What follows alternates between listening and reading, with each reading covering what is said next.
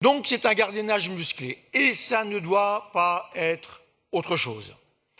C'est le premier point. Deuxième point, au fond, est-ce à la ville de financer le gardiennage d'un bailleur sur le territoire du bailleur? Voilà. Est-ce à la ville de faire cela? Je pense que non.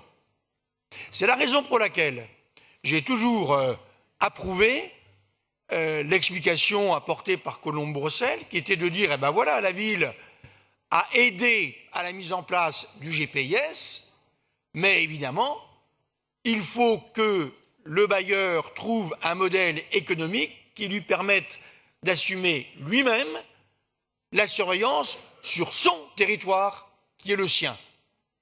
C'est au bailleur d'assurer le gardiennage de son patrimoine, point barre. Et avec des moyens d'un gardien.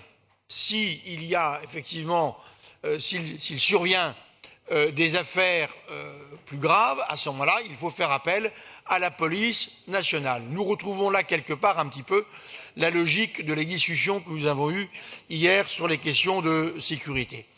Voilà pourquoi nous allons approuver cette délibération.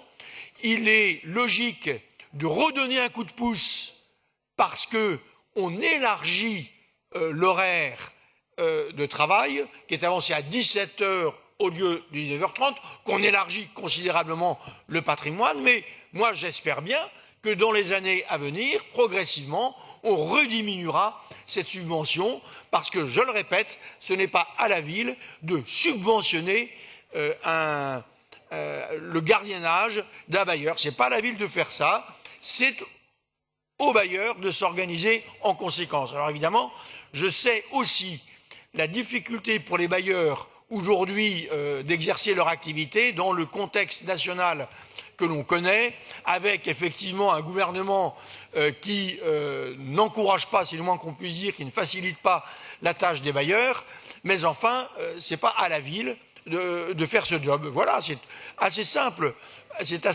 comme position. Je vous remercie. Je vous remercie. La parole est à Madame Karine Petit, s'il vous plaît.